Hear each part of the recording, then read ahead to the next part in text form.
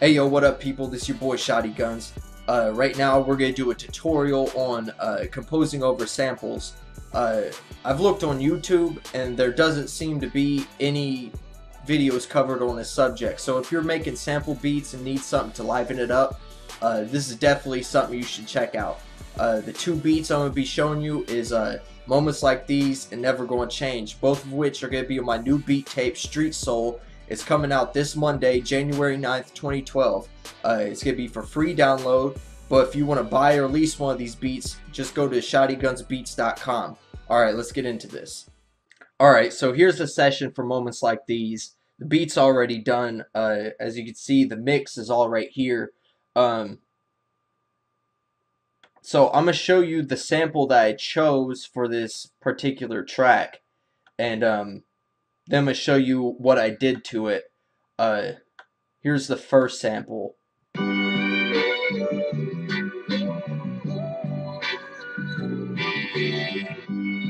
Alright, that's the first loop that I used. The thing that struck me about that was the quality of the sample and the string pattern.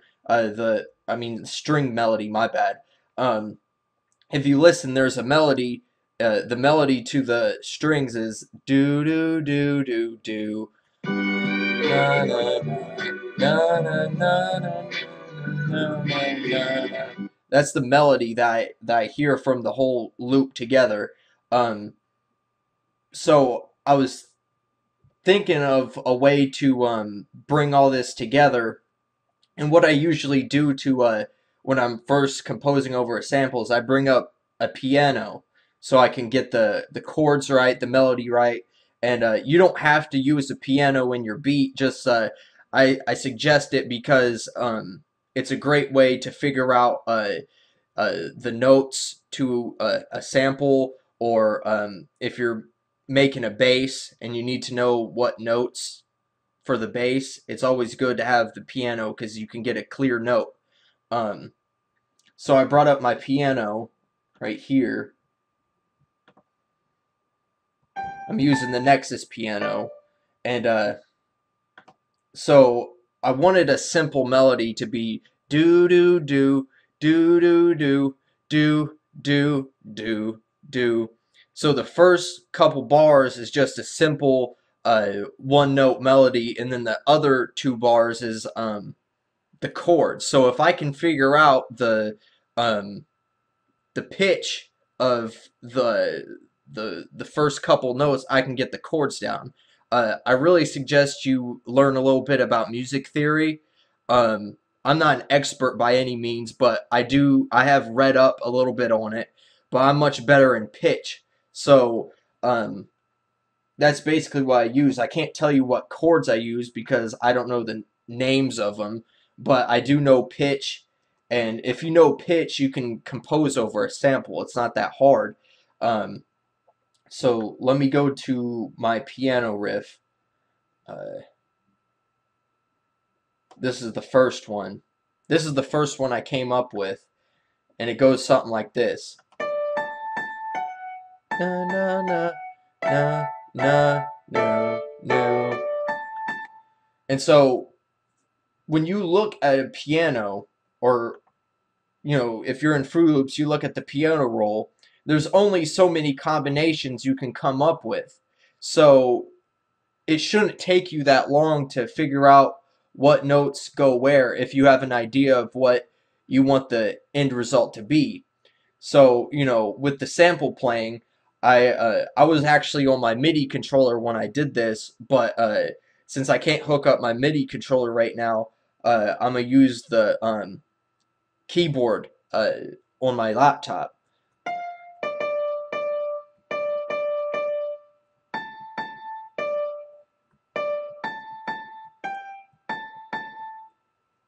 See, I hate when it does that. But basically, I was messing around, and I found the notes while I was looking for. So it's, hold on. That's the full chord right there. So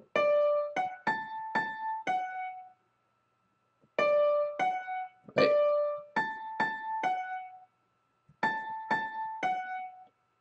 and that's the first two bars. Just that simple little melody, and then it goes into these chords. And so how I basically came to that was through me understanding the first two bars of that sample, and what I wanted in the end result. I found that particular one note melody. And of course, you know, depending on the beat you're doing, you might come to it in a different way. But I knew that I want that one note melody and then the chords at the end. So me figuring out that one note or a couple notes, I could figure out what the actual chords were going to be at the end. So for me, just playing around, and that's really what you got to do, is just play around. If you don't know music theory like I do, it's just playing by ear, you know. And since I came up with that, I started messing around a little bit more. And I knew that this wasn't the chord I wanted on the third bar. So I moved it up to an E. So and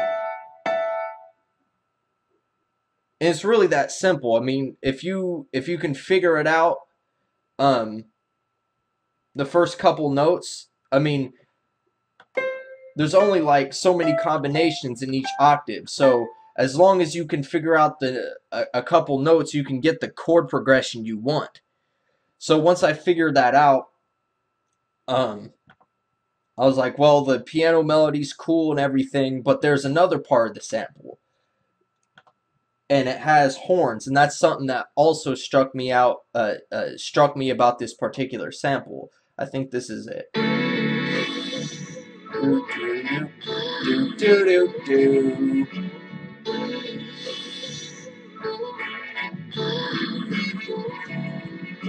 And since there's so many elements of this beat that are so a little bit brighter, I wanted something to thicken up that horn part. And so what I did was I brought up another VST Nexus again. That's like my go-to. And I pulled up a lead. So for me, knowing that sample, let me play that again. Do, do, do, do, do, do, do. From me hearing that sample, I was able to play around a little bit and come up with this. And basically, I mean, if you get one part of the composition right on the first part, you understand the first couple notes, you got the basic scale of the track. So you can go to those particular notes, and a lot of them will be the same throughout the track because of the chord progression.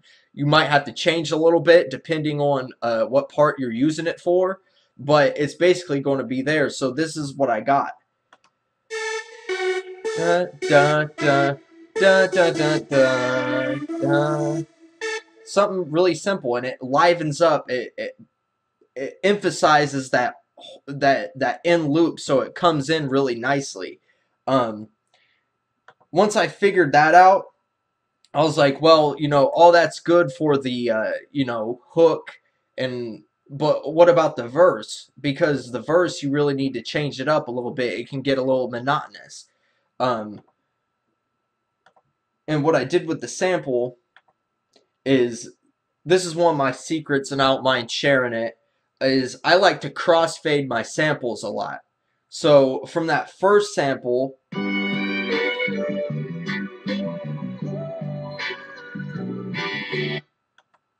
I duplicated the sample and I crossfaded it. So it basically loops itself like this.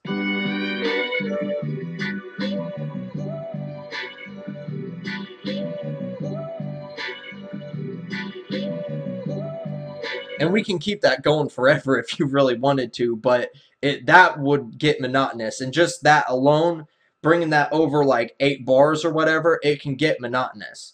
So I'm like, how am I going to break the monotony, and how can I compose a little something over it?